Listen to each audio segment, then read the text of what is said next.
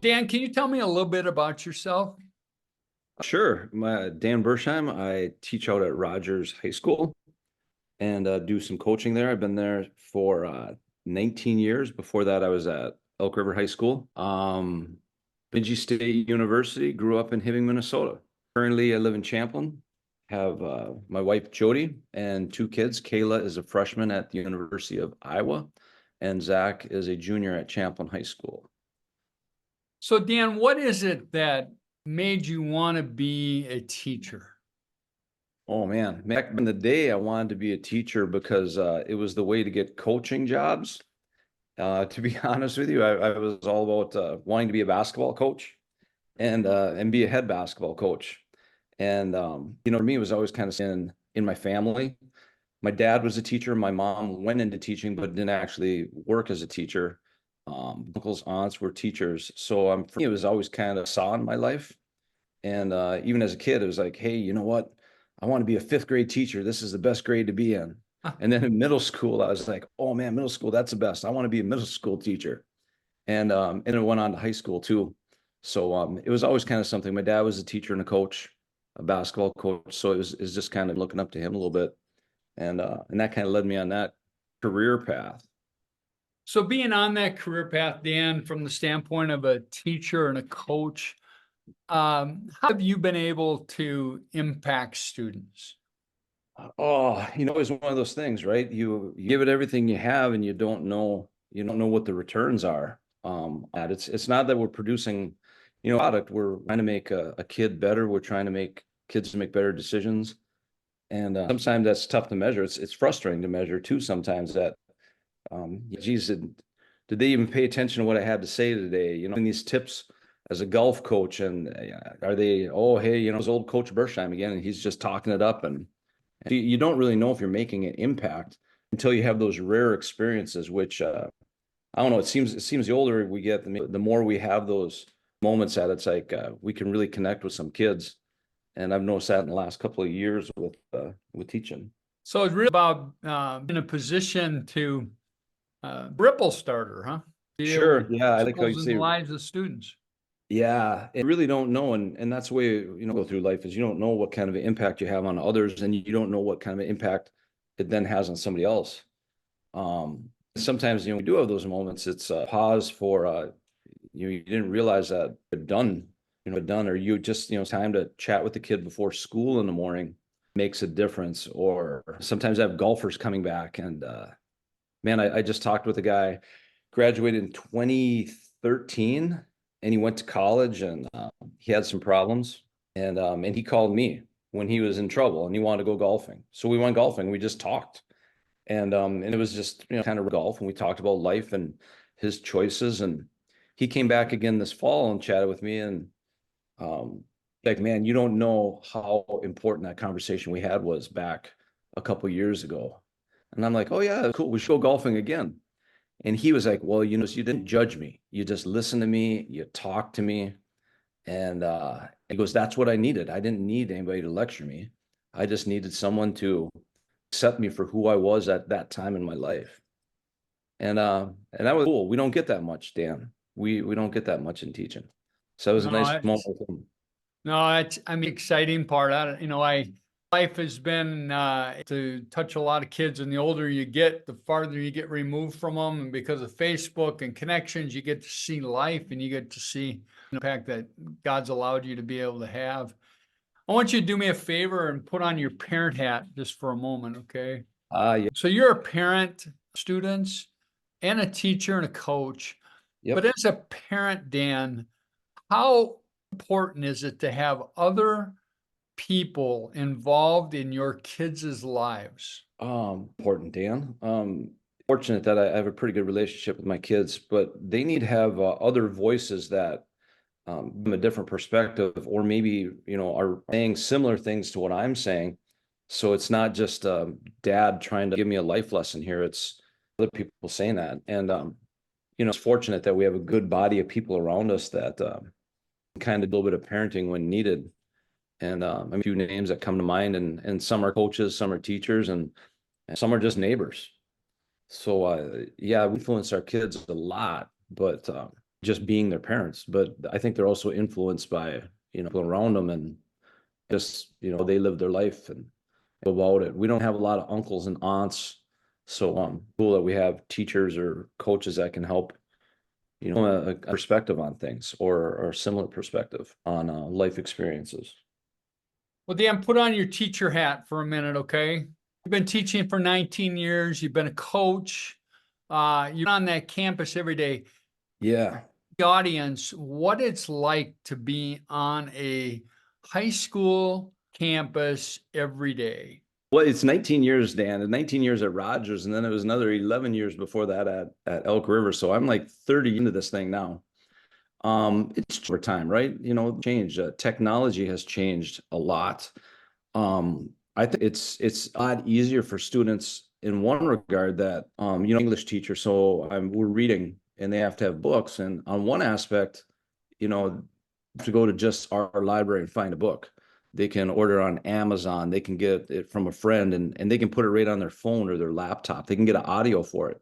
So that they have so much more access to technology and information and researching. And that is, rather text me a question or see an email, through email. They'd rather email me a question. And you're my class right now. Why don't you just come up and have a conversation with me? So they would like to communicate sometimes just by technology and not having to have that personal interaction. And that's the loss form. And I think the kids in our world today, it's they with accountability. When we were younger, Dan, we could do something, and then somebody would be like, "Hey, I heard you did this," and we just deny it. But kids today are held accountable because everything they say and do is recorded. So it's a battle for them, I think, in that regard. So much easier with technology, but so much tougher with the accountability piece that goes with it, or the lack of interpersonal interactions.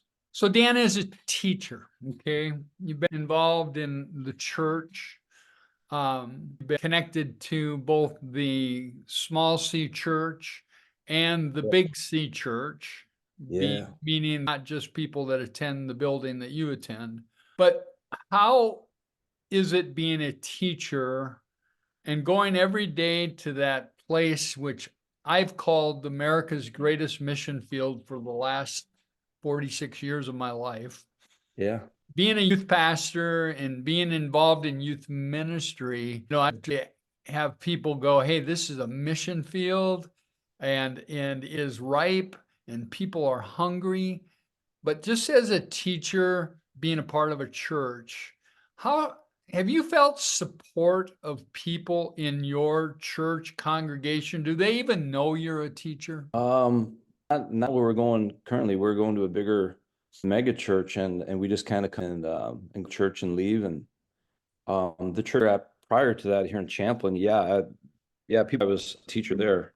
It was smaller, and pastor, so got involved in youth programs there. But that, Dan, when you're talking, and I thinking about 2 times this year where I do run into students, and I'm to church more in my community, and the Rogers kids are a little bit farther away.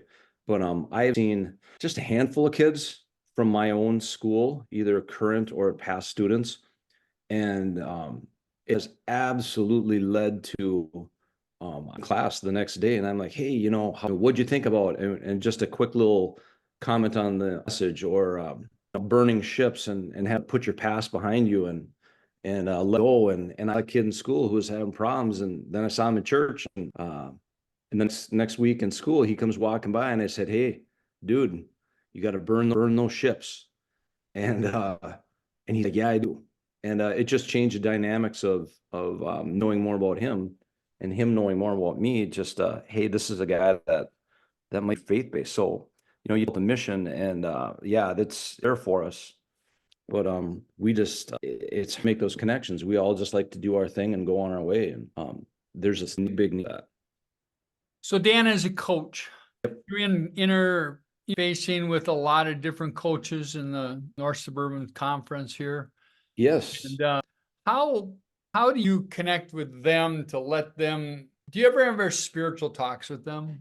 I'm just like the golf coaching community. No, is there opportunity for it? Absolutely. I've had good conversations with them about like family situations, whether it's my family or theirs, and struggles they've had, and a lot of times, we're in a coaching mode, so there's not a conversation. But other times it's like, hey man, I hear this is going on. And if we say some prayers for you, and yeah, it's all good. So there are opportunities there, and coaches, Yeah, like you said, I mean, at least one of those coaches you're probably talking about. And so sure. I think that that's important. Hey, I would like you pray. I'd like to pray for our schools, students, coaches, and but we do that. What's the best way that the audience could pray for you Um, and teachers like you and coaches? yeah, it's test for prayers for yourself, right? Yep. For me, it's always about just like health and mental health of my family, and finding their way, and you pray for their future too. That they have out there, that that they're going to be in their future that they don't even know yet. That's something to pray for. Coaches,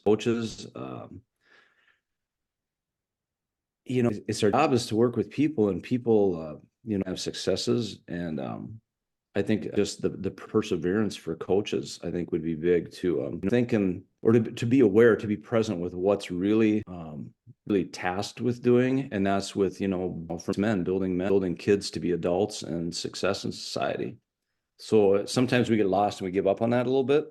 So it's tough, all the other static with the way a lot of community views teachers and teaching. It's a battle sometimes for us. So yeah, prayers for perseverance, for patience, we need patience. For patience and mission. Well, Yeah, would you do us a favor? Would you pray for here the day, pray for schools and teachers, and that God would raise up laborers? yeah. The Lord giving us this opportunity to chat and to share your word a little bit more. Today, let's lift students, let's lift up teachers. Let's pause for a second right there, because you probably can hear the noise. Can you? My dog is praying with us. No, Can that's you fine. can you hear him? No, you're good. I'm glad he's praying with you. She is chewing on a toy right now. It's making a loud squeaky sound. So I You want don't to know if you start can hear again? it. Why don't We you might start have to. again? Should I take the toy from her? Yeah, you can do whatever you want. I That's can't okay. hear her, so if you want to just try again, that'll be great. Hey, the spirit, right? The spirit moves. She There wants you to join. go. Through Yeah, dogs. yeah. She wants a squeaky toy. We're gonna pray, Pally. Oh Lord, let's lift up all the teachers, the students, schools in our community, and through Dan, this connecting with them to reach out to those that can help them mentor them, and support them in all that they do. It's a tough world that we're living in, and there's a lot of help for us to make it better, and to ease others' concerns, and just to let students, teachers know that they're not alone on this journey. They're not alone on this walk, that there's many people to walk with them.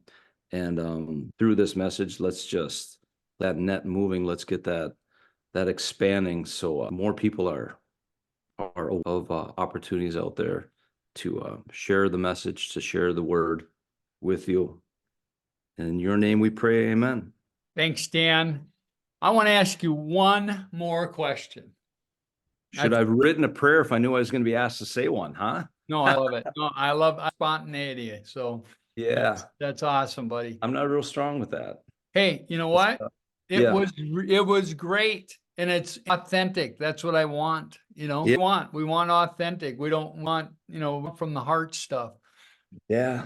Hey, I've described you Campus Ignite a Yep. little bit.